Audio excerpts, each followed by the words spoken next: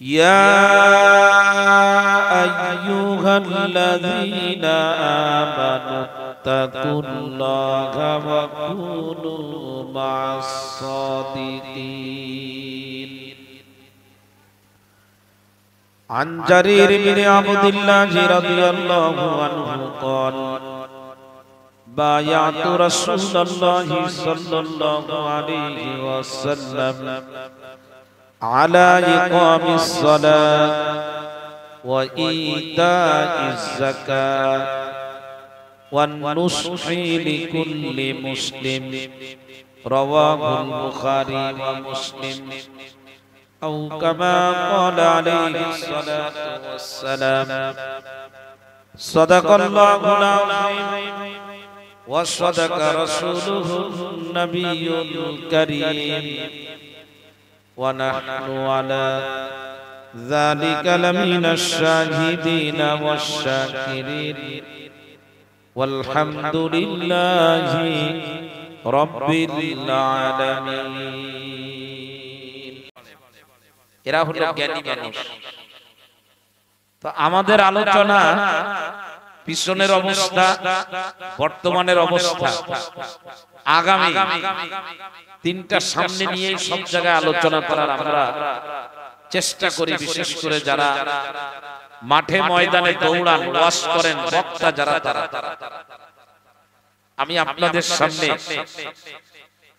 ছোট একটি হাদিস, হযরত কালেমা পড়ে মুসলমান হয়েছে, কালেমা পড়ে ঈমানের দাবি, ঈমানদার হয়েছে, নিজেকে ইসলামের মধ্যে পেশ করে মুসলিম হিসেবে জীবন যাপন করার জন্য মানসিক আন্তরিকভাবে সব দিক থেকে তৈরি হয়েছে।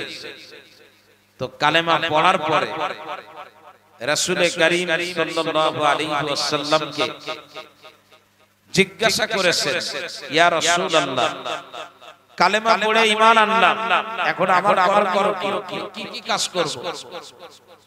তো এই হাদিসের ভিতরে নবীজি হযরতে জারীর ইবনে আব্দুল্লাহকে ঈমানের দাবি পূরণে তিনটি কাজ করতে বলেছেন। যে তোমার ঈমানকে যদি তুমি সুন্দর রাখতে চাও, ঈমান নিয়ে যদি কবরে যেতে, কি কাজ করবে? কয় কাজ? সবাই বুঝবেন। আমার অভ্যাস, আমার বয়ানের পরে শ্রোতারা সবাই যেন বলতে পারে যে আমি বয়ানের থেকে এই কথাগুলো এখন আমি পেয়েছি। এটা দরকার। নচেত মাহফিল তো কোনো মানে গতানুগতিক কোনো না, এটা গ্যাদারিং না। গেছিলাম, মজা পেয়েছি, বাড়ি চলে গেলাম, কিছুই নিতে পারলাম না, তাহলে মাহফিলের আয়োজন সার্থক হবে না। আপনারা যারা বসা আছেন বাড়ির থেকে, আপনারা এখানে তো ভালো জায়গায় বসা না, অনেকেই দাঁড়িয়ে আছেন, কষ্ট হচ্ছে। তো শেষে যদি কিছু নিয়ে না যেতে পারেন তো সেটা তো আসলে কষ্টের না, কিছুই নিতে পারলাম না। এজন্য আমি এই হাদিসটি পড়েছি। তো ঈমান আনার পরে ঈমানের দাবি পূরণে নবীজি জারীর ইবনে আব্দুল্লাহকে কয়টা কাজ শিখাইছেন? কি আদায়? ঈমানের জন্য নামাজের প্রয়োজনীয়তা কতটুকু? আমি তো নামাজ পড়ি না, আমি নিজের ঈমানদার দাবি করি। ঈমানের দাবিতে নিজেরে অটল রাখার জন্য সর্বোচ্চ শক্তি আমি ব্যয় করতে রাজি আছি। কিন্তু ঈমানের দাবি পূরণে প্রথম 5 ওয়াক্ত নামাজের ব্যাপারে বলা হয়েছে। সেই নামাজের ব্যাপারে আমার ভিতরে প্রচুর পরিমাণে অবহেলা আছে। এক তো অবহেলা আছে, নামাজ আমি পড়ি না, অথবা আমি নামাজ পড়ি কিন্তু নামাজের ব্যাপারে আমি যত্নবান না, অথবা নামাজের ব্যাপারে যত্নবান কিন্তু যেভাবে নামাজ পড়া দরকার আমার নামাজটা ওইভাবে হয় না। কয়েকটা পয়েন্টের উপরে কথা বলবো। সর্বপ্রথম প্রত্যেকের জন্য আমার এই কথাটা খেয়াল করে শোনা একান্ত জরুরি। ঈমানের জন্য নামাজের প্রয়োজনীয়তা কেমন উদাহরণ দিয়ে বুঝাইতে চাই। আপনারা আমাকে বলেন মাছের জন্য পানির প্রয়োজনীয়তা কেমন? মাছ বেঁচে থাকতে হলে মাছের জন্য পানির প্রয়োজনীয়তা কেমন? পৃথিবীতে এমন কোনো মাছ আছে যে মাছরে পানির ভিতরে রাখতে হয়, কিন্তু আপনি 24 ঘন্টা পানির বাহিরে রাখবেন, এরপরেও সে ভালো থাকবে? মাছের জন্য যেমন পানির প্রয়োজন, একটা পাখির জন্য যেমন খোলা আকাশের প্রয়োজন, একটা হিংস্র প্রাণীর নিরাপত্তার জন্য যেমন জঙ্গলের প্রয়োজন, একজন মানুষ সুস্থ থাকবে, ভালো থাকবে, তার জন্য, তার পিপাসা নিবারণের জন্য যেমন পানির প্রয়োজন। প্রিয় মুসলমানেরা, হৃদয় নিংড়ানো কথা, আমার ইমানের জন্য নামাজের প্রয়োজন হলো তেমন। নামাজ যদি সুন্দর হয়, ইমানের চাহিদা পূরণ হবে। নামাজ যার সুন্দর, তার ইমানও সুন্দর। নামাজ যদি আপনার জীবনে না থাকে, আপনি দাবি করতেছেন আপনি ইমানদার, আমি আপনার দাবির সঙ্গে একমত, কিন্তু শুনে রাখুন, শুকনা জমিনের মধ্যে যদি একটা গাছের চারা রোপণ করা হয়, যেখানে প্রতিদিন সকাল আর বিকাল পানি না দিলে গাছটা মরে যাবে, আপনারা আগেই বলা হয়েছে, কিন্তু সপ্তাহ পার হয়ে গেল, 2 সপ্তাহ হয়ে গেল, 3 সপ্তাহ হয়ে গেল, মাস পার হয়ে গেল, আপনি গাছের নিচে একবারও পানি দিতে পারে নাই। সবুজ পাতাওয়ালা বৃক্ষটা রোদের তাপের কারণে যেমন শুকায় মারা যাবে, খোদার কসম করে বলি, ইমানের দাবি হলো ইমানদার প্রতিদিন 5 ওয়াক্ত নামাজ পড়বে। সেই ইমানদার যদি নামাজ না পড়ে, ওই গাছটা, সবুজ গাছটা যেমন শুকায় মারা যায়, খোদার কসম করে বলি, নামাজ যদি জীবনে না থাকে, ইমান হারা হওয়া, ইমান হারা হয়ে কবরে যাওয়া, বেঈমান হয়ে মরারও সম্ভাবনা আছে। নামাজবিহীন জিন্দেগি চলতে পারে না, নামাজবিহীন জিন্দেগি চলতে পারে না। নামাজের কারণে আপনার ইমানের সৌন্দর্যতা বৃদ্ধি পাবে, ইমান সতেজ থাকবে, ইমানের ভিতরে পাওয়ার তৈরি হবে, ইমান মজবুত হবে। নামাজ যদি জীবনে না থাকে, ইমান আস্তে আস্তে দুর্বল হতে থাকবে। একদিন নামাজ অনুপস্থিত থাকার কারণে ইমানের মতো দৌলত আপনার হাত ছাড়া হয়ে যেতে পারে। নামাজ ইমানের জন্য বড় প্রয়োজনীয় এক ইবাদত। বলবেন হুজুরের কারণ কি, ব্যাখ্যা দিয়ে বোঝান। প্রিয় মা বোনদেরকে বলি, যারা রাত জেগে আমাদের মতো মানুষের বয়ান শোনার জন্য বসে থাকেন, বিভিন্ন সময় মাহফিলে দেখি পুরুষ যদি 100 হয়, মহিলা হয় 500, কারণ তারা বয়ান শোনার সুযোগ পায় না, যখনই নাম শুনে দৌড়াইতে থাকে। হাত পা ধরে বলবো, আমার সন্তান মারা গেলে আমার কতটুকু কষ্ট লাগবে, আমার মাকে হাতছাড়া করলে আমার কতটুকু কষ্ট লাগবে।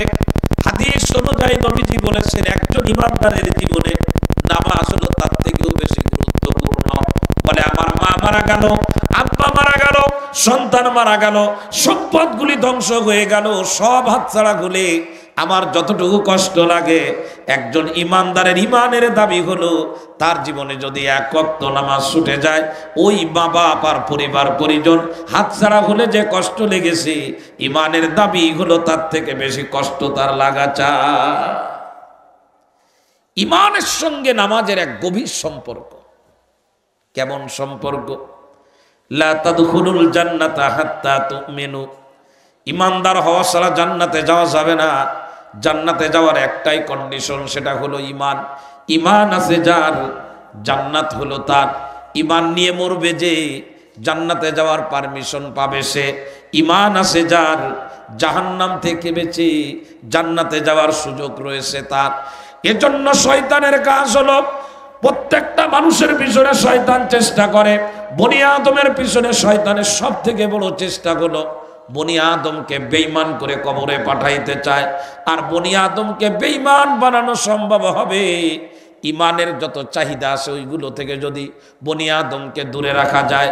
এজন্য শয়তান একদিকে নামাজ সহ ইসলামের বিধান পালনে মানুষকে দূরে রাখার চেষ্টা করে, অন্যদিকে ইমান আক্রান্ত হওয়ার জন্য হাজারো গুনাহ শয়তান মানুষের সামনে তুলে ধরে।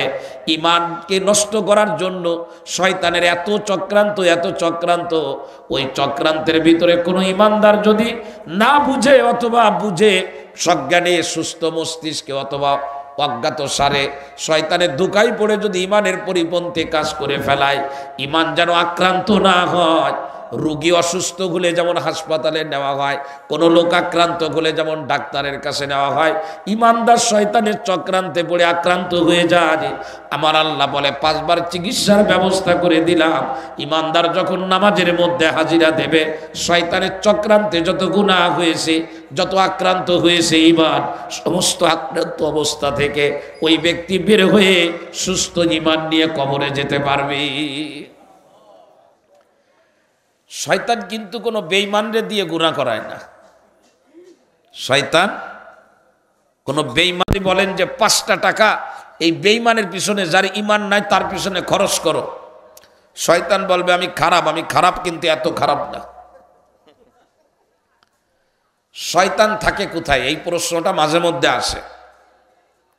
শয়তান কোথায় থাকবে, শয়তানের অবস্থান কোথায় হবে, এ ব্যাপারে কোরআন শরীফের সূরাতুল আরাফ 8 নম্বর পারার 11 নম্বর পৃষ্ঠার একদম শুরু দিক দিয়ে আল্লাহ তাআলা শয়তানকে যখন সুযোগ দিলেন যে শয়তান হায়াত বাড়ায় নিল কিয়ামত পর্যন্ত, তো শয়তানকে প্রশ্ন করা হয়েছে এত লম্বা ভিসা লাগাইলা পাসপোর্টের মধ্যে যাবা কোথায়? তো শয়তান বলছে আমি কোনো জায়গায় যাব না, এক জায়গায় সবসময় বসে থাকবো।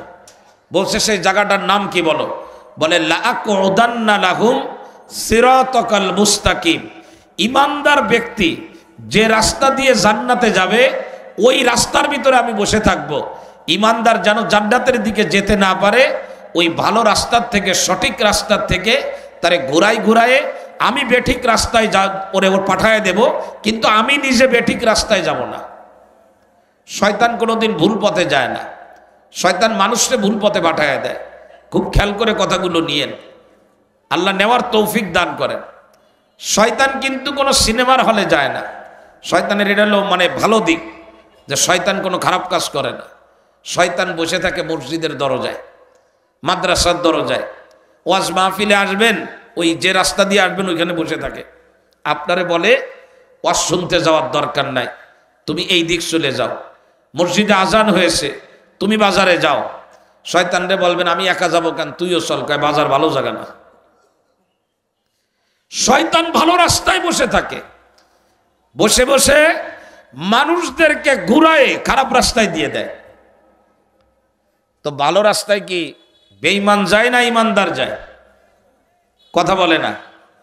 ভালো রাস্তা দিয়ে কারা চলে, ইমানদার না বেঈমান?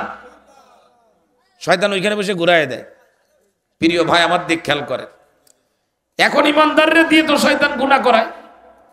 তো আল্লাহ তাআলা ইমানদাররে বলে দিয়েছে ইমানদার, শয়তানকে বলে দিয়েছে শয়তান তুমি শুনে রাখো, ইমানদারদেরকে বলে দিয়েছে তোমরাও শুনে রাখো।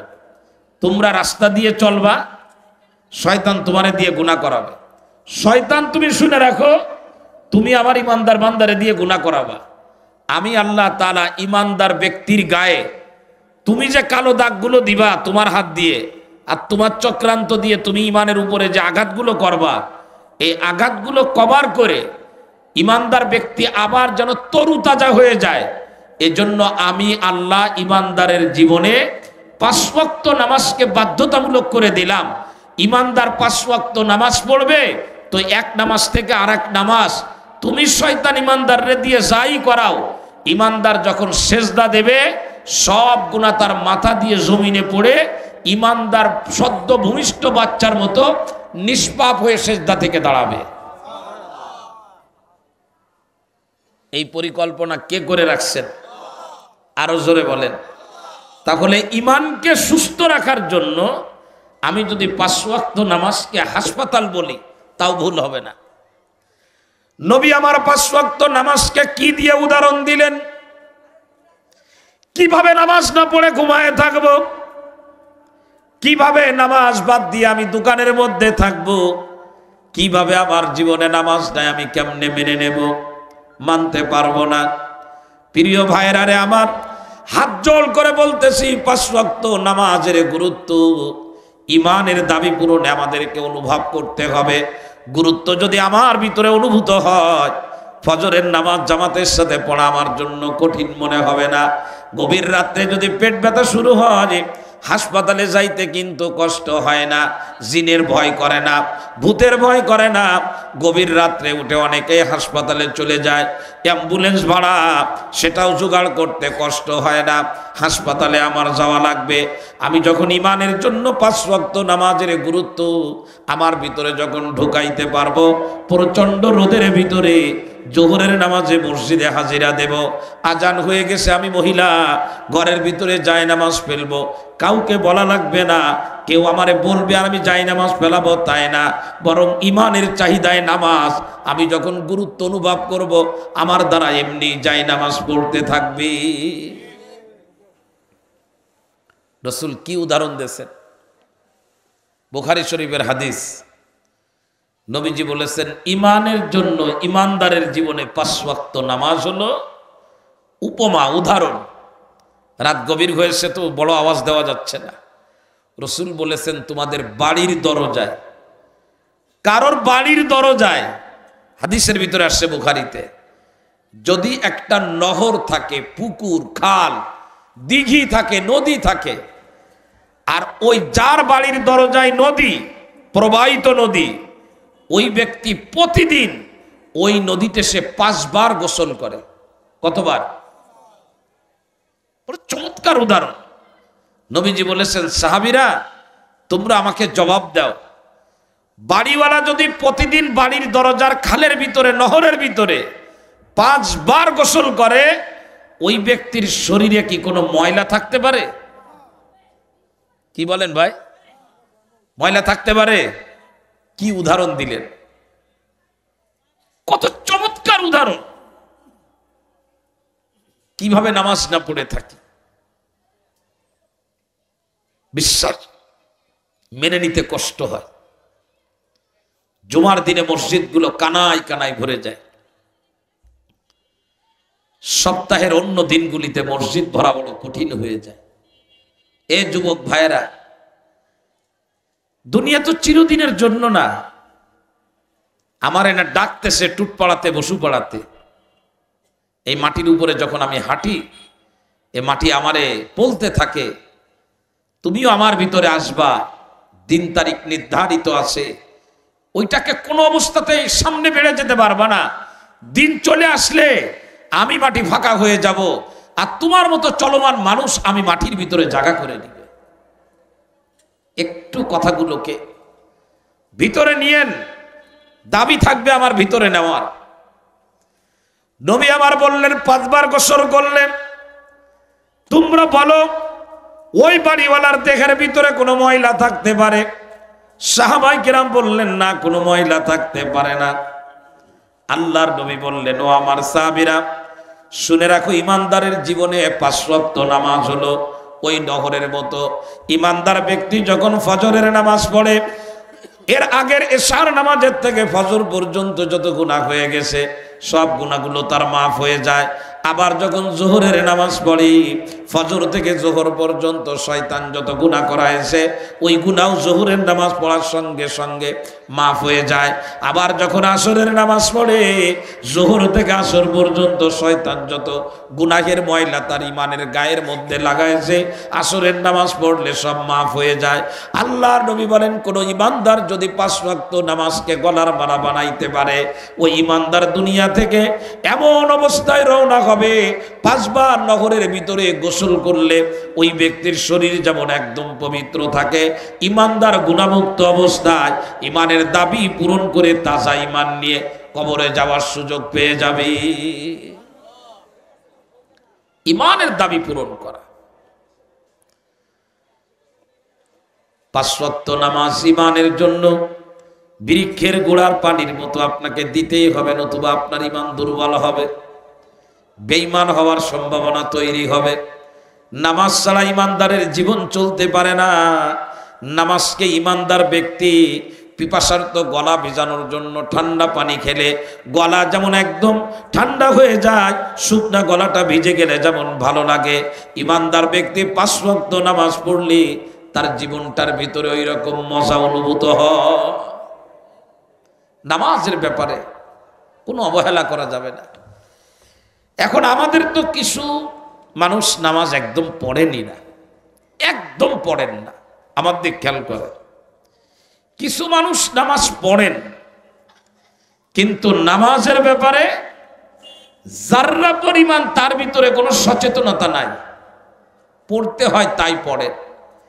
কিছু মানুষ নামাজের ব্যাপারে সচেতন, নামাজ পড়েন সচেতনতার সাথে, কিন্তু আল্লাহর বান্দা এই নামাজটাকে কমপ্লিট করতে গেলে কি কি লাগবে আল্লাহর বান্দা তার এক চুল পরিমাণ জানেন না।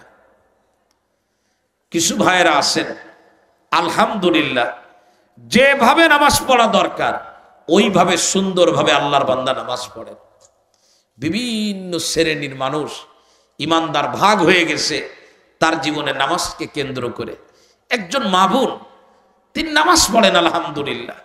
যদি জিজ্ঞাসা করা হয় নামাজের ভিতরে কতগুলো আরকান আছে, নামাজের ভিতরে ফরজ কতগুলো, ওয়াজিব কি কি, সুন্নাত কি কি, মুস্তাহাব কি কি, নামাজের ভিতরে কোন কোন কাজ নিষিদ্ধ, যেগুলি করলে নামাজের অঙ্গহানি হয়, বুঝে শুনে জেনে বুঝে যেভাবে নামাজ আদায় করতে হয় এইভাবে নামাজ আদায় করা মানুষ আমাদের সমাজে বর্তমান সময়ে একদম পাওয়া যায় না, এটা বলবো না, তবে পাওয়া খুব কঠিন তা বলতে ভয় করবেন।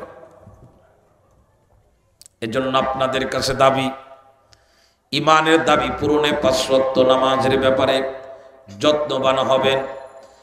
প্রিয় বন্ধুরা রে আমার, ইমান আক্রান্ত হয় গুনাহের কারণে, আর গুনার কালিমা মুছে যায় নামাজের কারণে। হাদিসের ভিতরে লম্বা লম্বা ঘটনা আছে, বলতে গেলে তো অনেক লম্বা সময় দরকার, একটু না বললে পরিষ্কার করতে পারবো না। নামাজের ব্যাপারে যত্নবান হন।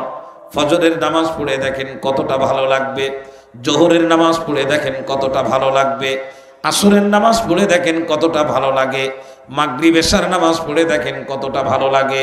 ছেলেকে নামাজের মধ্যে দাঁড় করায় দেন, মেয়েকেও নামাজের মধ্যে দাঁড় করায় দেন, স্বামী স্ত্রী দুইজন নামাজ পড়েন ইমানের দাবি পূরণে, দেখবেন কতটা শান্তি চলে আসবে পরিবারের ভিতরে। নামাজবিহীন পরিবার, নামাজ ছাড়া পরিবার কোনোদিন দুনিয়ার জীবনে স্বস্তির পরিবার হতে পারে না। নামাজ আপনার জীবনকে সুন্দর করে দেবে, ইমানের অবস্থাকে ভালো বানায় দেবে। একটা হাদিস আপনাদেরকে শোনাইলে বুঝবেন, শয়তানের কাজ হলো ইমানদারদেরকে দিয়ে গুনাহ করানো, আর আল্লাহ পাক গুনার কালেমা থেকে ইমানদাররে মুক্ত করার জন্য ৫ ওয়াক্ত নামাজ দিয়েছেন। লম্বা ঘটনা হাদিসের কিতাবের মধ্যে আসছে, আল্লাহর নবীর একজন সাহাবী খেজুরের বাগানে কাজ করতেছিলেন। যুবক সাহাবী খেজুরের বাগানে নিজে একা কাজের মধ্যে রত আছেন। হঠাৎ করে কোত্থেকে ওই খেজুরের বাগানের ভিতরে একজন মহিলা হাজির হয়েছে। খেজুরের বাগানের ভিতরে আল্লাহর নবীর প্রাণ প্রিয় সাহাবী একা খেজুরের বাগানের ভিতরে, সেখানে এক মহিলা হাজির হয়ে গেছে, দ্বিতীয় কোনো লোক নাই। হাদিসের ভিতরে নবী আমার বলেন, কোনো বেগানা নারী আর পুরুষ যখন এক জায়গায় হয়, তৃতীয় নাম্বার তাদের সাথে ওই জায়গায় শয়তান জমা হয়। শয়তানে সাহাবীর মাথার মধ্যে ধোঁকা দিলেন। সাহাবী ওই মহিলার জড়ায় ধরছে, জড়ায় ধরার পরে একটু আদর করে মহব্বত করে মহিলাকে চুমা দিলেন, ভালোবাসা নিবেদন করলেন।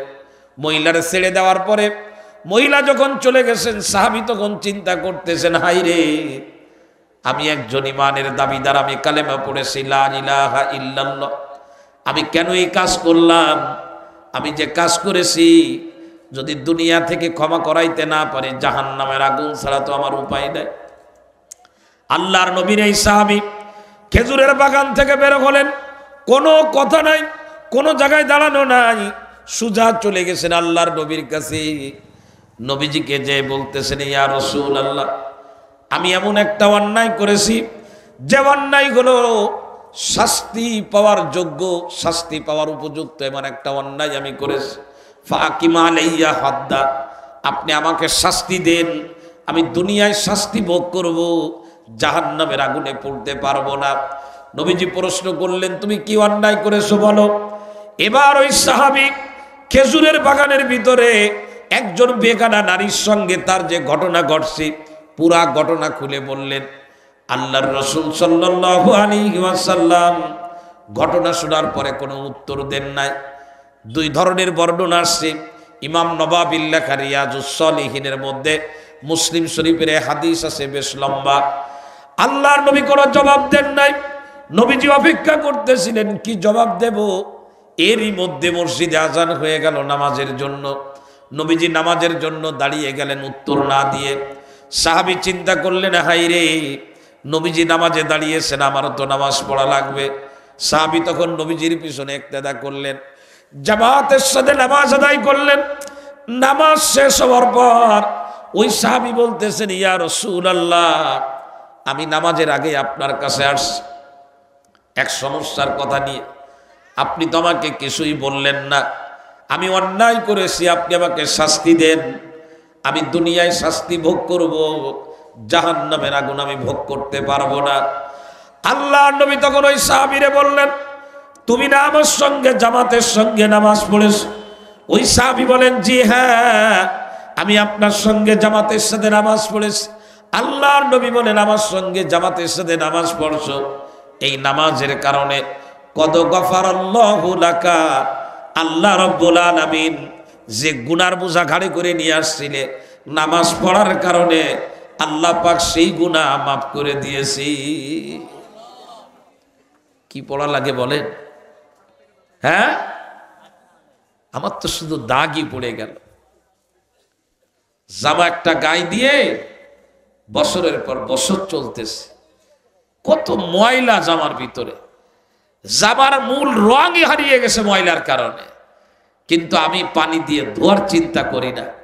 তো ওই জামা দিয়ে, ওই জামা ব্যবহার করে গায়ে পরে বাইরে চলা যেমন কঠিন হয়ে যায়, লোকজন আমাকে দেখলে তিরস্কার করে, গালমন্দ করে, লজ্জা দেয়।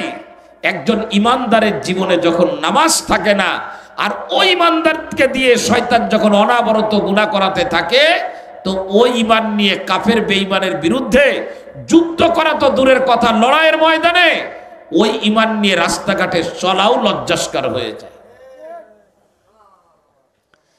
ইমানকে সুন্দর রাখার জন্য নামাজের কোনো বিকল্প নাই। এগুলো এক বর্ণনা। আর এক বর্ণনা হলো, সাহাবী যখন এই অন্যায়ের কথা বলেছেন যে আমি এই অন্যায় করেছি, নবীজি তখন নীরব নিস্তব্ধ হয়ে গেলেন, কোনো জবাব দেন নাই, জবাব দিচ্ছেন না। তো এরই মধ্যে আল্লাহর পক্ষ থেকে হযরতে জিবরাইল আলাইহিস সালাম কোরআনে কারীমের সূরাত হুদের এক আয়াত, যেটি 12 নম্বর পারার 13 নম্বর পৃষ্ঠার মাঝামাঝি আছে, 2.5 লাইন মতো লম্বা এক আয়াত হযরতে জিবরাইল আলাইহিস সালাম নিয়ে আসলেন। ওয়া আকিমিস সালাতা তরফাইন নাহারি ওয়া যুলাফাম মিনাল লাইল। রব্বুল আলামিনকে জানালেন, হে নবী, দিনের দুই প্রান্তে আর রাতের কিছু অংশে নামাজ পড়েন। দিনের দুই প্রান্তে তার মানে হলো, এক প্রান্তে ফজরের নামাজ, আর এক প্রান্তে হলো যোহর আর আসরের নামাজ। আর রাতের কিছু অংশে তার মানে হলো মাগরিব আর এশার নামাজ। নবীজিকে বলা হলো 5 ওয়াক্ত নামাজ পড়েন। এই নামাজ জীবনের যত গুনাহ আছে সব গুনাহগুলোকে বিদায় করে দিবে। আয়াত নাজিল হওয়ার পরে ওই সাহাবীকে আল্লাহর নবী আয়াত দিয়ে দিলেন। সাহাবী প্রশ্ন করলেন, ইয়া রাসূলুল্লাহ, এই আয়াতের মধ্যে যে ঘোষণা, এই ঘোষণা কি কেবলমাত্র আমার জন্য? নবী আমার বললেন, না না না, এই আয়াত কিয়ামত পর্যন্ত আমার যত উম্মত আসবে সমস্ত উম্মতের জন্য এই ঘোষণা। আমার উম্মত যখন 5 ওয়াক্ত নামাজের ব্যাপারে যত্নবান হবে, ইমানের পরিপন্থী যত কাজ হয়েছে আল্লাহ পাক নামাজের কারণে সব কাজগুলো, গুনাহগুলোকে আল্লাহ মাফ করে দিবে। নামাজের ব্যাপারে যত্নবান হব তো ইনশাআল্লাহ? হওয়া যাবে না ইনশাআল্লাহ? আমি তো নামাজ পড়ি না, আমি নামাজ পড়ি না। নামাজ পড়লেও নামাজের ব্যাপারে আমি যত্নবান হতে পারি না। নামাজের ভিতরে দোকানের খেয়াল আসে, নামাজের ভিতরে পরিবারের খেয়াল আসে, নামাজের ভিতরে বিভিন্ন ধরনের দুশ্চিন্তা আমার উপরে চেপে বসে। এই নামাজ কিন্তু প্রাণবন্ত নামাজ না। আপনি নামাজ তো এমন ভাবে পড়বেন, সল্লি সলাতা মুয়াদ্দিন, হাদিসের ভিতরে আসছে আল্লাহু আকবার বলে দাঁড়াবেন, তো আপনার দাঁড়ানোটা এমন দাঁড়ানো হবে যে এই দাঁড়ানোটা হলো আপনার জীবনের আখিরি দাঁড়ানো, শেষ দাঁড়ানো। আর কোনোদিন এমন দাঁড়ানোর সুযোগ হবে না। এই ফজরের নামাজ আজকে শেষ নামাজ, জোহরের আগে যদি মৃত্যু হয়ে যায়, জোহরের নামাজ হলো শেষ নামাজ, আসরের আগে যদি মৃত্যু হয়ে যায়, আর এটা যদি আপনি জানতে পারেন, তো ওই দিনের ফজরের নামাজটা আপনার যেমন হবে, আপনার জিন্দেগির প্রত্যেকটা নামাজ যেন ওই রকম হয়ে যায়। বোঝাতে পারি নাই মনে হয় আমি। নবী নামাজে দাঁড়িয়ে গেছেন ঘরের ভিতরে, আম্মা জান আয়েশা সিদ্দিকা রাদিয়াল্লাহু তাআলা আনহা নিজেই বলতেছেন নবীজির নামাজ কেমন ছিল। বলে রসুল ঘরের ভিতরে নামাজে দাঁড়াতেন, নফল নামাজ। তা রাসূল যখন আল্লাহু আকবার বলে দাঁড়াতেন, তো নামাজের ভিতরে নবীজি এমন ঢুকতেন, আর নবীজি কিরাত পড়তেন এত আগ্রহ নিয়ে, এত আবেগ, এতটা ভালোবাসা নিয়ে। আম্মা জান আয়েশা বলেন, আমরা যারা ঘরের ভিতরে থাকতাম, আমরা মনে মনে বলতাম রাসূল যেভাবে কিরাত পড়তেছেন আগ্রহ ভরে, আমরা মনে মনে বলতাম রাসূল মনে হয় রুকু করার কথা ভুলে গেছেন। কিসের কথা? নবীজি যখন রুকুর ভিতরে যেতেন, মাথা, পিঠ এবং মাথাকে সমান করে এত লম্বা রুকু করতেন, ধীর স্থির ভাবে, আন্তরিকতার সঙ্গে। আম্মা জান আয়েশা বলেন, আমরা মনে মনে বলতাম নবীজি মনে হয় রুকু থেকে দাঁড়ানোর কথা ভুলে গেছে। আবার নবীজি যখন রুকু থেকে দাঁড়াতেন, সামিআল্লাহু লিমান হামিদা, রব্বানা ওয়া লাকাল হামদ, হামদান কাসীরান তাইয়্যিবান মুবারাকান ফি, আল্লাহুম্মা মিলআস সামাওয়াতি ওয়াল আরদ। লম্বা লম্বা দোয়াগুলো নবীজি দাঁড়িয়ে দাঁড়িয়ে লম্বা সময় ধরে পড়তেন। আম্মা জান আয়েশা বলেন, আমরা মনে মনে বলতাম নবীজি মনে হয় সেজদা করার কথা ভুলে গেছেন। আবার সেজদার ভিতরে যে এত আন্তরিকতার সঙ্গে লম্বা করে সেজদা দিতেন, আমরা মনে মনে বলতাম নবীজি মনে হয় সেজদা থেকে উঠে বসবেন, এইটা ভুলে গেছেন। প্রিয় ভাইরা রে আমার, হাত জোড় করে বলতেছি, ভাগ্যের চাকা ঘোরানো সম্ভব হবে, ভাগ্যের পরিবর্তন হবে, আপনার জিন্দেগির মুভমেন্টটা পরিবর্তন হয়ে যাবে যদি আপনার নামাজকে নামাজের মতো বানাইতে পারেন। ইমানের দাবি পূরণে প্রাণবন্ত নামাজ যখন আপনি পড়বেন, নামাজের মাধ্যমে আমার আল্লাহ আপনার দুনিয়ার জীবনের সকল চাহিদাগুলা সহজে পুরা করে দিবে। সুন্দর নামাজ পড়া। আমি ছোট মানুষ, বড় কথা বলার জন্য ক্ষমা প্রার্থী। আমাদের জীবনে অশান্তির কিন্তু শেষ নাই। আপনি খুলনা শহরের আরো 20 বছর আগের, খুলনা শহরের আগে 30 বছর আগের, খুলনা শহরের আরো 40 বছর আগের, আপনারা যারা মুরব্বী আছেন, এই শহরটা কেমন ছিল? নিশ্চয় আজকে যেমন আছে এমন ছিল না। এত বড় বিল্ডিং ছিল না, এত নামি দামি গাড়ি ছিল না। হৃদয়কে খালি করে দিয়ে কথাগুলো নেন। বিদ্যুতের লাইন এমন ছিল না, ড্রেনেজ ব্যবস্থা এমন ছিল না। এই শহর কিন্তু এতটা আলোকিত ছিল না। আজকে শহর অন্যরকম। 20 বছরের ব্যবধানে এখন শহরকে আপনি মিলাইতে পারবেন না যে আগে কি ছিল এখন কি। সামগ্রিকভাবে উন্নতি হয়েছে। বুকে হাত রেখে বলেন, আমার আব্বা, আমার মা, আমার দাদা, আমার দাদি, আমার নানা, আমার নানি, তাদের নামাজে যে আন্তরিকতা ছিল, তাদের জীবনে যে শান্তি ছিল, এখন আমার জীবনে শান্তির সকল খোরাক আছে, কিন্তু জীবনে শান্তি আছে কিনা একটু নিজে নিজেকে বলি। আমার কাছে তো মনে হয় যে বর্তমান সময়ে আমরা যত অশান্তিতে আছি, চতুষ্পদ প্রাণীগুলো এত অশান্তিতে নেয়। এর পিছনে দ্বিতীয় কোনো কারণ একদম তালাশ করার দরকার নাই। চোখ বুজে বলেন যে ইমানের পরে প্রথম দাবি হলো 5 ওয়াক্ত নামাজ। সেই নামাজের ব্যাপারে আমার ভিতরে এত অসচেতনতা, এত শৈথিল্যতা, এত অবহেলা, নামাজ আমার সামনে মজলুম হয়ে আছে, তাই রব্বে কাবা আমার উপর থেকে শান্তির বাতাস আল্লাহ তাআলা ঘুরায় অন্যদিকে দিয়ে দিচ্ছে। আপনি অন্য কিছু বলতে পারবেন না, অন্য কিছু বলতে পারবেন না। আপনি খুবই অবহেলা, একদম অবহেলা নামাজের ব্যাপারে। 5 ওয়াক্ত নামাজের ভিতরে সব থেকে পাওয়ারফুল, সব থেকে গুরুত্বপূর্ণ এবং নবীজি যে নামাজের ব্যাপারে বিভিন্ন ধরনের সুসংবাদ নবীজি দিয়েছেন যে নামাজের ব্যাপারে, সেই নামাজের নাম হলো ফজরের নামাজ। বলেন কোন নামাজ? আল্লাহর নবী বলেছেন, মান সাল্লা সালাতাস সুবহি ফাহুয়া ফি যিম্মাতিল্লাহ। কোন ঈমানদার যখন ফজরের নামাজ পড়ে, কোন নামাজ? আল্লাহর নবী বলেছেন ফজরের নামাজ পড়ার সঙ্গে সঙ্গে ওই ঈমানদার ব্যক্তির কোন জিম্মাদারিয়াত তার মাথার উপরে থাকে না। ওই ঈমানদার ব্যক্তির নাম আল্লাহর জিম্মাদারির খাতার ভিতরে চলে যায়। সেই ফজরের নামাজে আমি উঠতে পারি নাই, কেমন যেন আমার আল্লাহ আমার মসজিদে এসে আমারে ডাকতেছে আর বলতেছে, তোমার সারা দিনের রিজিক দেব, তুমি নিয়ে যাও। আমি ঘুমায়ে থাকলাম। আমার আল্লাহ বলল, বান্দা ফজরের নামাজে আসো, আমি তোমার সন্তান দেব। আমার সন্তান দরকার, ঘুমায় আস। ফজরের নামাজে যায়নি, সন্তান ফেরত চলে গেল। আমার আল্লাহ বলেন, ফজরের নামাজে আসো, আমি তোমার জিম্মাদারি নেব, তোমার জীবনের নিরাপত্তা আমি নিশ্চিত করে দেব। আমি ফজরের নামাজে যাইতে পারি নাই, তার মানে হলো আমার জীবনের নিরাপত্তা আমার হাতের কাছে আসছিল, কিন্তু হাত বাড়ায় নেব, আমি নিতে পারলাম না, নিরাপত্তা চলে গেল। এখন আমি নিরাপত্তাহীনতায় ভুগতেছি। এই জন্য হাত জোর করে বলি, 5 ওয়াক্ত নামাজকে গলার মালা বানান। ওই রকম সাহাবায়ে কেরাম যেরকম গলার মালা বানাইছিলেন, 5 ওয়াক্ত নামাজের ভিতরে ফজরের নামাজকে বেশি গুরুত্ব দিয়ে আপনি আদায় করার চেষ্টা করেন।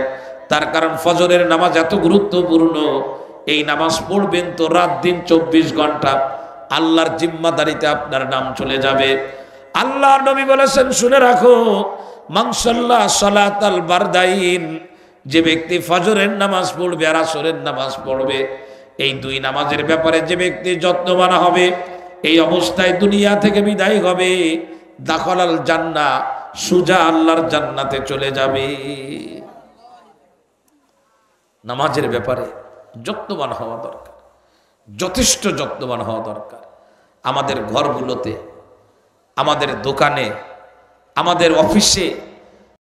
জারির ইবনে আব্দুল্লাহ নবীজির কাছ থেকে ঈমানের দাবি পূরণে 3টা কাজ নিয়েছেন।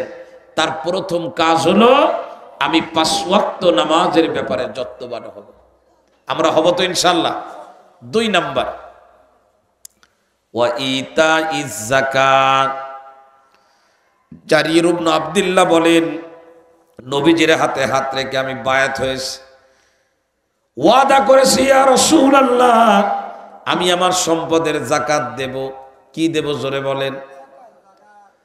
শতকরা কয় টাকা? 2.5 টাকা। 40 টাকায় 1 টাকা দেবেন, 80 টাকায় 2 টাকা দেবেন, 20 টাকায় 50 পয়সা দিবেন। 100 টাকা যার কাছে আসি, যদি নিসাব পরিমাণ সম্পদের মালিক হয়, এই 100 টাকার ভিতর থেকে 2.5 টাকা সে বছরে একবার যাকাত দিবে। যাকাতের ব্যাপারে যাররা পরিমাণ নিজের ভিতরে কোনো অসচেতনতা রাখা যাবে না, দুর্বলতা রাখা যাবে না। তার কারণ হলো, যাকাত দেওয়ার অর্থই হলো 100 টাকার ভিতরে 2.5 টাকা যখন যাকাত দিয়ে দিলেন, নির্ধারিত খাতে নির্ধারিত কিছু মানুষকে যখন যাকাতের টাকা আপনি পাঠিয়ে দিলেন, তখন আপনার কাছে আসে 97 টাকা 50 পয়সা। কত জোরে বলেন? এই 97 টাকা 50 পয়সা আপনি 2.5 টাকা দিয়ে দিলেন। 100 টাকার ভিতরে 97 টাকা 50 পয়সা আপনার কাছে যেটা থাকলো, এই টাকার পুরা টাকাটাই 97 টাকা 50 পয়সা অত্যন্ত আরামে সুন্দরভাবে ব্যবহার করে উপকৃত হওয়ার তৌফিক আল্লাহ তাআলা আপনাকে দান করে দিবে। আপনি দিলেন কত? 2.5 টাকা। ব্যবহার করলেন কত? কিছু মানুষের ধারণা, রাত গভীর হয়েছে তো, কিছু মানুষের ধারণা 100 টাকার থেকে 2.5 টাকা দিলাম, তাহলে তো আমার টাকা কমে গেল। তো আমার ইনকাম করা টাকা 100-এর ঘরকে কেন আমি 100-এর নিচে নিয়ে আসব? এরকম একটা চিন্তা আসে মাথার ভিতরে, আসে না? তা আমার একটা সহজ হিসাব আছে, আলহামদুলিল্লাহ চেষ্টা করি হিসাব করে কিছু জাকাতের টাকা দেওয়ার, যতটা আসে দেওয়ার চেষ্টা করি, অগ্রিমও দিয়ে দিই।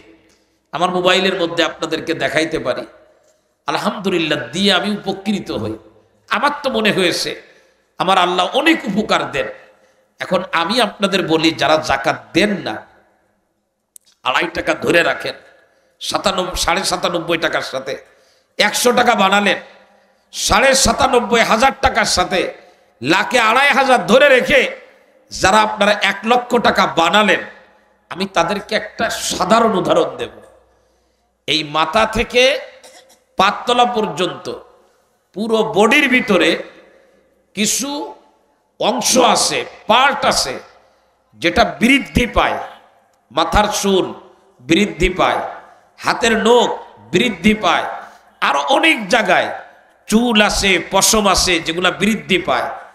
আপনার চুল যে বাড়তে থাকে, এইটা মাসে যদি একবার না কাটেন, 2 মাসে যদি একবার না কাটেন, চুল যদি লম্বা হতেই থাকে, এই চুল লম্বা হতে হতে আপনি চিন্তা করলেন আমার দেহের কোনো অংশ আমি কাটবো না, কেন আমি কেটে ফেলাইতে যাব, দিলেই তো আমার চুল কমে গেল। তো আপনি চুল রেখে দিলেন, লম্বা হতে হতে হতে হতে চুল যে লম্বা হয়ে যাবে, এটা কি আপনার দেহের জন্য, মানসিক অবস্থার জন্য আনন্দদায়ক হবে না বেদনাদায়ক হবে? একটু বলেন তো আপনারা। হাতের নখ হুজুররা বলছে কাটতে সপ্তাহে সপ্তাহে। আপনি এই বাচ্চা 2 জনকে সরাই দেন তো। হাতের নখ আপনি কাটলেন না, নখ তো এই যে বড়, আমরা কাটি যতটুক থাকে কি বেশি না কেটে ফেলিবি বেশি? এখন আপনি চিন্তা করলেন আমি কাটবো না, এটা কাটতে যাব কেন, আমার একটা আঙ্গুলের ভিতরে নখ হয়েছে, আমি এটা কাটবো নাকি? তো এখন নখ লম্বা হইল, 1 মাস পরে 2 মাস পরে নখ কত লম্বা হবে? আপনারা শপিং কমপ্লেক্সে যে মোবাইলের দোকানের কিছু কর্মচারীর হাতের নখ দেখবেন, যদি সুন্দরবনে যার কোনোদিন তৌফিক না হয়, ওরে দেখলেই বুঝবেন যে বানর কেমন হয়। এই হাতের নখ যখন লম্বা হয়ে যায়, আপনারাই বলেন, আমি বলবো না, শরীরের ভিতরে ভালো লাগে না খারাপ লাগে? রাতের অন্ধকারে চুলকাইতে গেছেন, তাতে কি চুলকানো হয় না আঁচড়ানো হয়? পানি খরচ করতে গেছেন, হাত যদি একটু এদিক সেদিক লেগে যায়, এই নখ দিয়ে আপনার অবস্থা ভালো হয় না খারাপ হয়? হাতের নখ কাটা এটা যেমন আপনার জন্য আনন্দদায়ক, মাথার চুল কাটা যেমন আপনার জন্য স্বস্তির ব্যাপার, বছরে একবার নিসাব পরিমাণ সম্পদের মালিক হইলে শতকরা 2.5 টাকা দিয়ে দেওয়াও ঠিক আপনার জীবনের স্বস্তিকর। জাকাত দিবেন না, ধরে রাখবেন পুরা টাকাটা আপনার জন্য গজবের বস্তু হয়ে দাঁড়াবে। যখন এই 2.5 টাকা বের হয়ে যাবে, তো শুধু 2.5 টাকা বের হবে না, 2.5 টাকা যে রাস্তা দিয়ে বের হবে, বড় একটা ধানের বস্তা, মুখ বাঁধা, নিচে সেলাই করা, ওই বস্তার ভিতরে একটা পেরেক ছিল, পেরেক পেরেক পেরেক বোঝেন তো? মনে করেন যে বেশ লম্বা একটা পেরেক ছিল, গজাল পেরেক।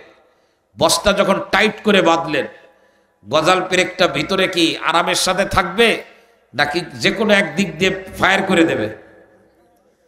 গজাল পেরেক যেদিক দিয়ে বের হয়ে যাবে, গজাল পেরেক বের হয়ে যাওয়ার পরে বস্তার ওই বের হয়ে যাওয়ার রাস্তাটা, ওইটা তো অটোমেটিক আবার বন্ধ হয়ে যাবে নাকি খোলা থাকবে? তো এখন ওইখান দিয়ে কি পড়বে? এগুলো বোঝেন কিনা? এটা যদি বুঝি, মাইকের আওয়াজ যত দূর যায়, মিডিয়ায় আওয়াজকে যত দূর পৌঁছায় দেবে, আপনি জাকাত শতকরা 2.5 টাকা দেওয়া মানে বস্তার মুখ বাঁধার আগে ভিতর থেকে গজাল পেরেকটাকে বের করে ফেলানো। ভিতরে রাখবেন তো বের হয়ে যাবে। কিভাবে বের হবে? 2.5 টাকা বের হবে, পুরো 100 টাকা নিয়ে বের হয়ে যাবে heart attack, brain stroke, diabetes, যে রোগের চিকিৎসা করা যায় তো হোমিও ঔষধ দিয়ে, সেই রোগের চিকিৎসা এখন করাইতে গেলে আপনার দেওয়া লাগবে কাড়ি কাড়ি টাকা। আমি মাঝে মধ্যে বলি, রাগ করবেন না, পাইকগাছার এক জায়গায় গেলাম মাহফিলে, যারা মাহফিলের আয়োজক বলে হুজুর প্রাইভেট যাবে না, এখানে রাখতে হবে, রেখে গেলাম। মোটর সাইকেলে নিয়েও রওনা দিল। কিছু দূর যাওয়ার পরে বলে হুজুর এখান থেকে মোটর সাইকেলে যাওয়া যাবে না, মোটর সাইকেলে এই বাড়িতে রেখে যাবো, এখান থেকে হেঁটে যাইতে হবে। আমি কৌতূহলী হয়ে প্রশ্ন করলাম, যোগাযোগ ব্যবস্থা এত অনুন্নত, আপনাদের এলাকায় কেউ যদি হঠাৎ করে হার্ট অ্যাটাক করে, রোগী হয়ে যায়, তখন আপনারা এই রোগী শহরে নেন কিভাবে? উনি সাফ জবাব দিয়ে দিল, হুজুর ওই রোগ আমাদের এলাকায় নাই, ওই রোগ আমাদের এলাকায় নাই। কারণ এ জাতীয় রোগগুলো ওই এলাকায় যায় যে এলাকার লোক যাকাত না দিয়ে টাকাগুলো আটকায় রাখছে, সেই এলাকায় যায়। করোনাকালীন সময়ে বাস্তবতার অস্বীকার করতে পারবেন না, করোনাকালীন সময়ে খুলনায় দুটো ওয়ার্ডে রেড অ্যালার্ট জারি করেছিল, 2 ওয়ার্ডে, দুটো ওয়ার্ড। এর মধ্যে একটা হলো 17 নম্বর ওয়ার্ড আর একটা হলো 24 নম্বর ওয়ার্ড। খুলনা শহরে এই 2 ওয়ার্ডে মনে হয় সব থেকে কম দামি মানুষ থাকে, নাকি গরিব মানুষ থাকে এই 2 ওয়ার্ডে? খুলনা শহরের এই দুটো ওয়ার্ডে সব থেকে টাকাওয়ালারা থাকে, যাদের পেট মোটা তারা থাকে। বাস্তবতা হলো দুনিয়াদার বড় বড় যারা, তারা এখানে থাকে। আপনি যদি বলেন হুজুর আর কোনো জায়গায় খুঁজে পাই নাই, করোনা এসে 2 জায়গায় হামলা করলো বেশি, এ কথার জবাব পিছন থেকে এটাই দেওয়া লাগে যে যারা শতকরা 2.5 টাকা হিসাব করে নারী এবং পুরুষ, এখন তো বর্তমান জামানায় ট্র্যাডিশন হলো যে যাকাত ফরজ হয় পুরুষের উপরে, মহিলার উপরে হয় না। অথচ অধিকাংশ পরিবারে পুরুষের উপরে যাকাত ফরজ না, তবে মহিলাদের উপরে যাকাত ফরজ। তার গহনা, তার কাছে যে গচ্ছিত টাকা, তাতে তার উপরে যাকাত ফরজ হয়ে আসে অনেক আগের থেকে, কিন্তু মহিলারা যাকাত দেয় না। আমরা যদি যাকাত না দেই, হাদিসের ঘোষণা, এই টাকা আমার জন্য কল্যাণ না অকল্যাণের কারণ হবে। আর যখন আমি যাকাত দিব, দান করব, আল্লাহর নবী বলেছেন না সদকাতু তারুদ্দুল বালা, আমার জীবন থেকে অসংখ্য বালা মুসিবত আল্লাহ তাআলা সদকার কারণে দূরে সরায় দেন। হযরতে জারির ইবনে আব্দুল্লাহ সেই ওয়াদাটা নবীজির হাতে করেছে, হুজুর আমি যাকাত আদায় করব। তাহলে 1 নম্বরে নামাজ ইমানের দাবি, 2 নম্বরে ইমানের দাবি যাকাত দেওয়া, 3 নম্বরটা একটু বলেই শেষ করে দেব। 3 নম্বরে আল্লাহর নবী জারির ইবনে আব্দুল্লাহকে যে ব্যাপারে ওয়াদা করালেন, সেই ওয়াদা হলো ওয়ান নুসহি লিকুল্লি মুসলিমিন।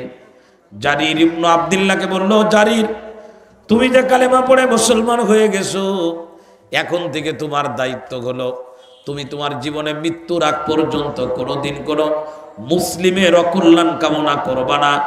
দল মত নির্বিশেষে, তোমার বংশের হোক অন্য বংশের হোক, তোমার মতো হোক অন্য কারোর মতো হোক, তুমি যেহেতু ঈমান আনছো, ঈমানের দাবি হলো তুমি এখন থেকে সমস্ত মুসলিমের কল্যাণ কামনা করবা।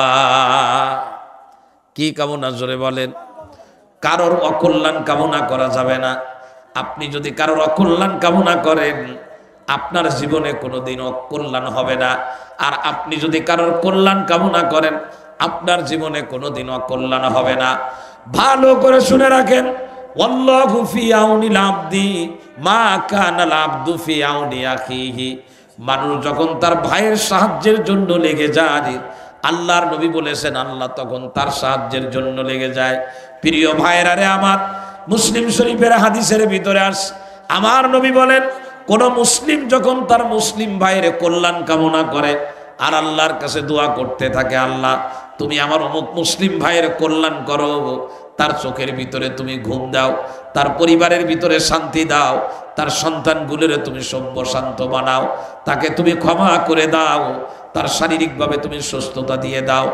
এইভাবে যখন কোনো মুসলিম অন্য মুসলমানের যখন কল্যাণ কামনা করতে থাকে, মুসলিম শরীফের হাদিসের মধ্যে আসছে আল্লাহর পক্ষ থেকে একজন ফেরেশতা তার উপরে নিয়োজিত হয়, ওই ফেরেশতা তার দোয়ার সঙ্গে শুধু বলতে থাকে আমিন আমিন আমিন। তার মানে তুমি যে তোমার ভাইয়ের কল্যাণ কামনা করতেছো, আল্লাহ কল্যাণ কামনা করাকে কবুল করে নিক।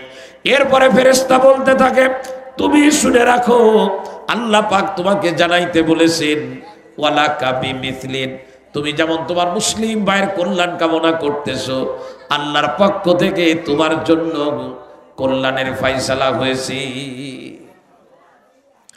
আর কল্যাণ কামনার রূপরেখা হলো লা ইউমিনু আহাদুকুম হাত্তা ইউহিব্বা লিআখিহি মা ইউহিব্বু লিনাফসিহি। এই জামানায় নবীজি যেটা শিখায় গেছেন, মানুষের কল্যাণ কামনার সব থেকে উত্তম পর্যায় হলো আমি আমার জন্য যেটা মহব্বত করি আমার মুসলিম ভাইদের জন্য সেটা ভালোবাসবো, আমি আমার জন্য যেটা অপছন্দ করি আমার ভাইদের জন্য সেটা অপছন্দ করব। এমন যেন না হয় আমি চাই আমার সন্তানগুলো আমার কাছে থাকুক, কিন্তু আমি চাই যে ও যেন সন্তানদের কাছে আসতে না পারে। শুনে রাখেন ভালো করে, কান খাড়া করে, বিশেষ করে রাজনৈতিক লিডারদেরকে বলবো, আপনি যদি কোনো মহিলাকে স্বামীর থেকে আলাদা হইতে বাধ্য করেন, আপনিও আপনার স্ত্রীর থেকে আলাদা হবেন, নিশ্চিত সাদা কাগজের মধ্যে লিখে রাখেন। আপনি যদি কাউরে ঘুমাইতে না দেন, আপনি ঘুমাইতে পারবেন না, ঠিক দিন তারিখ হিসাব করে লিখে রাখেন। আপনি যদি কারোর সামনের থেকে খাবারের প্লেট কেড়ে নেন, আপনার কাছ থেকে ভাতের হাঁড়ি কেড়ে নেওয়া হবে, এর মধ্যে কোনো সন্দেহ নাই। আপনি যদি কারোর বাড়ি ঘুমানো হারাম করে দেন, আপনি বাড়ির বাহিরে ঘুমাবেন তৈরি হয়ে থাকেন। সুতরাং আমি কারোর অকল্যাণ কামনা করব না। আল্লাহর নবী বলেন ও জারির, ইমানের দাবি হলো পৃথিবীর সমস্ত মুসলমানের কল্যাণ কামনা করবা। কি করবা? কথা বলে না, বলেন না কি কামনা করবা? কল্যাণ কামনা করা। সেটা আবার কেমন? তো তার একটা উদাহরণ আরবি কিতাবের মধ্যে আসছে। এই হাদিসের যিনি রাবি জারির ইবনে আব্দুল্লাহর নিজের ঘটনা আসছে কিতাবের মধ্যে। কি ঘটনা? চমৎকার ঘটনা। উনি রসুলের কাছে এই 3টা কাজের বায়াত হলেন, প্রতিজ্ঞা করলেন। করার পরে ওনার একটা ঘোড়া কেনার দরকার, ঘোড়া। উনি বাজারে গেছে, বাজারে যাওয়ার পরে দেখে একজনের কাছে একটা ঘোড়া আছে। তো উনি জিজ্ঞেস করলেন যে এই ঘোড়ার দাম কত ভাই, তুমি বিক্রি করবে? তো সে বলল হ্যাঁ আমি ঘোড়া বিক্রি করব। কত বিক্রি করবা? তো বলছে 200 দিরহাম। তো ঘোড়ার এদিক সেদিক দেখে পছন্দ হয়ে গেছে। জারির ইবনে আব্দুল্লাহ ঘোড়াটা এবার নিলেন। খেয়াল করেন ভালো করে, এই কথা বাংলাদেশের, আমি তো রাজনীতি করি না, যেহেতু চাকরি করে রাজনীতি করার সুযোগ নাই। চাকরি না করলে রাজনীতি করতাম, রাজনীতি ভালো লাগে। কিন্তু যেহেতু চাকরি করি না, রাজনীতি করি, চাকরি করি যেহেতু, রাজনৈতিক লিডারদের কান খাড়া করতে বলবো, চেয়ারের গরমে আমার হাতে যেন কারোর রক্ত বের না হয়। যদি আমার হাতে কারোর রক্ত বের হয়, আপনি কাগজে লেখেন, পকেটে রেখে দেন, আপনার শরীরের রক্তও বের হবে। চেয়ারের গরমে নিরপরাধ কোন মানুষের হাতে যেন আমি দড়ি উঠায় না দিই। দড়ি কিন্তু আমার হাতেও লাগবে। আমি একজন মহিলাকে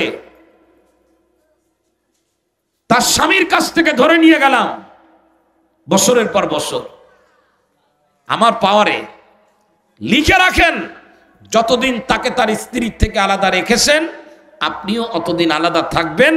এটাই হাদিসের কথা। যে গর্ত খুঁজবে সে নিজেও গর্তের ভিতরে পড়বে। অকল্যাণ কামনা করতে নাই, কোশ্চিন কালেও না। জারির ইবনে আব্দুল্লাহ বললেন তোমার ঘোড়ার দাম কত? তো বলে 200 দিরহাম। পছন্দ হয়ে গেছে। 200 দিরহাম গুনে দিয়ে ঘোড়াটা নিয়ে ঘোড়ার পিঠে উঠছেন। ঘোড়ার পিঠে উঠে ঘোড়া এবার চালানো শুরু করছে। কিন্তু জারির ইবনে আব্দুল্লাহ ঘোড়ার ব্যাপারে যথেষ্ট বুঝমান মানুষ ছিলেন। যেমন আমি মোটর সাইকেল চালাই, বাইক আছে, আমি কিন্তু বাইকের কিচ্ছু বুঝি না। কিন্তু যারা বাইকের মেকার কাজ করে, ওরা একটা বাইক যখন স্টার্ট দেয় শুধু আওয়াজ শুনে বলে দিতে পারে যে এ কোন পর্যায়ের, এটা এর গুণগত মান কি পর্যায়ে আছে, পারে না এটা? তো এখন জারির ইবনে আব্দুল্লাহ যখনই ঘোড়ায় উঠছে ঘোড়া চালানো শুরু করলে ঘোড়াটা এত চমৎকার ভাবে চলা শুরু করছে, জারির ইবনে আব্দুল্লাহ তখন মনে মনে বলতেছে, হায়রে, আমি তো ঘোড়া 200 দিরহামে কিনলাম, ওই লোক তো 200 দিরহামটা বিক্রি করলো, কিন্তু এই ঘোড়ার দাম তো 200 দিরহাম না, বরং ইউসাবি আকসারা মিন জালিকা, এটা তো 200 দিরহামের থেকে দাম বেশি হবে। আপনি এবার আমাকে বলেন এই জামানায় এমন একজন মুসলমান কি পাওয়া যাবে যে কোনো দোকান থেকে মাল কিনছে, বাড়িতে গেছে, বাড়িতে যাওয়ার পরে স্ত্রী জিজ্ঞেস করতেছে কত দিয়ে আনছে, 400 টাকা দিয়ে আনছে। তো স্ত্রী উল্টায় পাল্টায় যেখানে একটা চিরকুট লাগানো থাকে, দাম লেখা থাকে, দেখে সেখানে দাম হলো 1200 টাকা, এমআরপি 1200 টাকা। স্বামীকে বললো, তুমি 400 আনছো, সত্যি করে বলো? বলে হ্যাঁ। তো এখানে তো 1200 টাকা লেখা। কয়, আরে আল্লাহ দিলে দোকানদার ঠেকাইতে পারে। কে দিলে? কথা বলে না। আল্লাহ দিলে দোকানদার ঠেকাতে পারে, আল্লাহ দেশে আমারে। বিবেক তো সেটা বলে না। জারির ইবনে আব্দুল্লাহ চিন্তা করলেন, হায়রে, আমি তো রসুলের হাতে হাত দিয়ে ওয়াদা করেছি যে আমি মুসলিমের কল্যাণ কামনা করব। যিনি ঘোড়া বিক্রি করেছেন উনি ঘোড়ার দাম জানেন না, আমি তো দেখতেছি ঘোড়ার দাম আরো বেশি হবে, আমি তাকে না জানিয়ে তার ঘোড়ার ন্যায্য দাম দেওয়া ছাড়াই ঘোড়া আমি নিতে পারি না। তো ঘোড়া ফিরায় আবার তার বাড়িতে গেছে, দোকানে গেছে, যে বলতেছে এটার দাম তো বেশি হবে। ঘোড়াওয়ালা বলতেছে, ভাই আমি তো বুঝি না কত বেশি হবে, আমার এই জ্ঞান নাই, আমি মনে করছি 200, তাই চেয়েছিলাম। বলে না, এটার দাম অনেক বেশি। বলে কত বেশি? বলে 400 দিরহাম। তো আগে 200 দিয়েছে, এখন সেদে পকেট থেকে 200 বের করে দিলেন। এবার 400 টাকা দিয়ে ঘোড়া চালানো শুরু করছে। ঘোড়া আগে দৌড় দিছিল 200 টাকার দৌড়, এবার কয়শো টাকার দৌড় দেবে? ঘোড়া তো সব দেখতেছে, ঘোড়া তো বোঝে। বেচারা ঘোড়ার পিঠে উঠে যখন 400 টাকার দৌড় দিছে, জারির ইবনে আব্দুল্লাহ কিছু দূর যাওয়ার পরে থেমে গেছেন, বলতেছে এর দাম তো 400 না, আরো বেশি হবে। আবার ফিরে আসছে, আমার কাছেই কিতাব আছে, আরবি কিতাব মোবাইলের মধ্যে। এসে বলতেছে, ভাই এর দাম তো আরো বেশি। বলতেছে, আসলে আমি জানি না, যা দাম আপনি তাই দেন, অসুবিধা নাই। বলে এর দাম হলো 600 দিরহাম, এই নাও আরো 200। কত দিলেন? কিনা দামের উপরে কত দিলেন? 400 দিলেন। এবার উঠে চালানো শুরু করলেন। ঘোড়া কয়শো টাকার দৌড় দেবে? আপনি যখন মানুষের কল্যাণ কামনা করবেন, আপনার জীবনে তখন আর অকল্যাণ হবে না। লিখে রাখেন, আপনি 20 তলা বিল্ডিং বানিয়ে আত্ম অহংকার আর গর্বের মধ্যে ডুবে গেছেন, 20 তলা বিল্ডিং এর ক্ষমতা নাই আপনার জীবনে শান্তি দেওয়ার। শান্তি দেওয়ার মালিককে। আপনার টাকা ছিল, দামি গাড়ি কিনেছেন, অহংকার করেন না। বহু লোক দামি গাড়ি সড়ক দুর্ঘটনার শিকার হয়ে দুনিয়া থেকে বিদায় হয়ে গেছে। কিসের অহংকার? আমার আল্লাহ যদি আমার উপরে সন্তুষ্ট না হন, আমার জীবনে শান্তি আসবে না। লিখে রাখেন সাদা কাগজে। প্রিয় ভাইরা রে আমার, 600 টাকা দিয়ে ঘোড়ার পিঠে যখন উঠলেন, ঘোড়া এবার 600 টাকার দৌড় দিল। জারির ইবনে আব্দুল্লাহ তখন মনে মনে বলতেছে, হায়রে, এর তো দৌড় আরো বেড়ে গেছে, এর দাম তো 600 না আরো বেশি হবে। কিতাবের মধ্যে আসছে, তৃতীয়বার আবার ফিরে আসলেন, এসে বলতেছেন দাম তো আরো বেশি হবে। বলে কত? বলে আরো 200 দাম বেশি হবে। আরো 200 দিলেন। 200 টাকা দিয়ে যে ঘোড়া কিনলেন, পরিপূর্ণ মালিকানা তার হাতের ভিতরে চলে গেল। 3 বার ফিরে এসে শুধু মুসলমানের কল্যাণ কামনা করি পকেটের থেকে 600 দিরহাম আরো বের করে দিলেন। প্রিয় ভাইরা রে আমার, এর নাম হলো কল্যাণ কামনা। সাহাবীদের নাম শুনলে নিশ্চিন্তে নির্বিঘ্নে আমার অজান্তে আমার মুখ থেকে দোয়া বের হয়ে যায়, রাদিয়াল্লাহু আনহুম ওয়া রাদওয়ান। তার কারণ হলো সাহাবীদের জীবন। পুরা সাহাবীদের জীবন যদি পর্যালোচনা করেন, সাহাবীরা আল্লাহকে সন্তুষ্ট করতে পেরেছেন, তার কারণ হলো সাহাবীরা কোনোদিন কেউ কারোর অকল্যাণ কামনা করেন না। সাহাবীদের জীবন ছিল কল্যাণ কামনা দিয়ে ভরা। প্রিয় মুসলমান ভাইরা রে আমার, হযরত আব্দুর রহমান বিন আউফের ঘটনা বুখারী মুসলিম শরীফের হাদিসের মধ্যে আসছে। মক্কা থেকে হিজরত করে মদিনায় আসছেন একজন ধনী পরিবারের সন্তান আব্দুর রহমান বিন আউফ, যার মক্কার জমিনে অনেক সম্পদ ছিল, কিন্তু কাফের বেঈমানের নির্যাতনের মুখে কিচ্ছু নিতে পারে নাই, খালি হাতে চলে গেছে মদিনায়। মসজিদে নববীতে হাজির হলেন, চেহারাটা মলিন বিষণ্ণ চেহারা। আল্লাহর নবী মসজিদে নববীর মেম্বারে দাঁড়ালেন আর ঘোষণা দিলেন, ওগো আনসারী সাহাবীরা, তোমাদের এক ভাই ইসলাম কবুল করার কারণে কাফের বেঈমানের নির্যাতনের মুখে মক্কা থেকে মদিনায় আসছে। তোমাদের এই ভাইকে মেহমানদারি করার জন্য কে তৈরি আছো? তোমরা হাত উঁচু করো। একজন সাহাবী হাত উঁচু করলেন, যার নাম হলো সাদ বিন রবি রাদিয়াল্লাহু আনহু। আল্লাহর নবী সাদ বিন রবিকে বললেন, তুমি আমার কাছে আসো। সাদ বিন রবির হাত ধরলেন, আব্দুর রহমান বিন আউফের হাত ধরলেন, আর নবীজি বললেন, ও সাদ বিন রবি, আজ থেকে আব্দুর রহমান বিন আউফ হলো তোমার ভাই। তুমি যা খাবে এরে তাই খাওয়াবে, যে মানের কাপড় তুমি পরবে এরেও পরাবে, যে মানের জায়গায় তুমি ঘুমাবে এরেও ঘুমাইতে দিবে। তুমি তোমার জন্য যেটা পছন্দ করবে আব্দুর রহমান বিন আউফের জন্য সেটা পছন্দ করবে, তুমি নিজের জন্য যেটা অপছন্দ করবে আব্দুর রহমান বিন আউফের জন্য অপছন্দ করবে। প্রিয় ভাইরা রে আমার, রাত গভীর হয়েছে। হযরত আব্দুর রহমান বিন আউফকে নিয়ে সাদ বিন রবি বাড়িতে চলে গেলেন। বাড়িতে যাওয়ার পরে বেশ কিছুদিন খাওয়ানোর পর হঠাৎ করে একদিন সাদ বিন রবি বলতেছে, ভাই আপনার সঙ্গে আপনি একটু বাজারে চলেন। একসঙ্গে বাজারে গেলেন, বাজার দেখালেন। ভাই আপনি আমার সঙ্গে একটু মাঠের ভিতরে চলেন। মাঠের ভিতরে গেলেন, ক্ষেত খামার দেখাইতেছেন, এইটা আমার বাগান, এইটা আমার বাগান। দেখাইতে দেখাইতে এক পর্যায়ে খেজুরের বাগান মাপ দিয়ে মাঝখানে খুঁটা মারলেন। খুঁটা মারার পরে সাদ বিন রবিকে আব্দুর রহমান বিন আউফ বলতেছে, মাপ দিয়ে খুঁটা মারলেন কেন? বলে, এতদিন এই খেজুরের বাগান পুরাটার মালিক ছিলাম আমি, বাজারে খেজুর নিয়ে বিক্রি করতাম, কিন্তু শুনে রাখো, যেহেতু তুমি আমার ভাই, আমি যেটা আমার জন্য পছন্দ করি তোমার জন্য পছন্দ করব। এই বাগানের মালিক এখন থেকে আর আমি একা না, অর্ধেকের মালিক তুমি আর অর্ধেকের মালিক হলো আমি। বাড়িতে নিয়ে যাওয়ার পরে বলে, ওয়ালি ইব্রাতান, আমার দুইজন বিবি আছে, তোমার তো একজন বিবিও নাই, আমি কেমনে তোমারে বিবি ছাড়া রাখতে পারি? আর আমি কেমনে দুইজন বিবি নিয়ে থাকতে পারি? আমার দুই বিবির মধ্যে কোন বিবি তোমার পছন্দ হয়? ফাসাম্মিহালি, তার নামটা আমার কাছে বলো, আমি তারে তালাক দিয়ে দেব। যখন তার পিরিয়ড শেষ হবে তুমি তারে বিবাহ করবে, আমার কাছে এক বিবি থাকবে, তোমার কাছে এক বিবি থাকবে। প্রিয় মুসলমান ভাইয়েরা, আনসার সাহাবীরা এইভাবে মুহাজিরদের কল্যাণে নিজেদেরকে পেশ করে দিয়েছেন। আমার আল্লাহ কোরআনে কারিমের মধ্যে যারা অন্যের কল্যাণ কামনা করে ওই আনসারী সাহাবীদের ব্যাপারে আমার আল্লাহ বলেছেন, ফাউলাইকা হুমুল মুফলিহুন, এরা হলো ইহকাল পরকাল উভয় জায়গায় তারা সফল। সুতরাং আমরা কল্যাণকামী মুমিন হব নাকি অকল্যাণকামী মুমিন হব? কল্যাণকামী হওয়া যাবে না ইনশাআল্লাহ, কিন্তু আমরা মুমিন দাবি করি, মুমিন, কিন্তু আমাদের অবস্থা হলো ওই ভিক্ষুকের মতো যে ভিক্ষুকের সঙ্গে হযরতে খজির আলাইহিস সালামের দেখা হয়েছিল। খজির আলাইহিস সালামের সাথে দেখা হয়েছে এক ভিক্ষুকের। ভিক্ষুক বলতেছে, আমার এই ভিক্ষা দেওয়ার দরকার না, আপনি তো মুস্তাজাবুদ দাওয়াত, আপনার দোয়া তো কবুল হয়ে যায় যে দোয়া করেন, তো আপনি একটু দোয়া করে দেন। বলে যে আমি এই চাই, এরকম বলছে।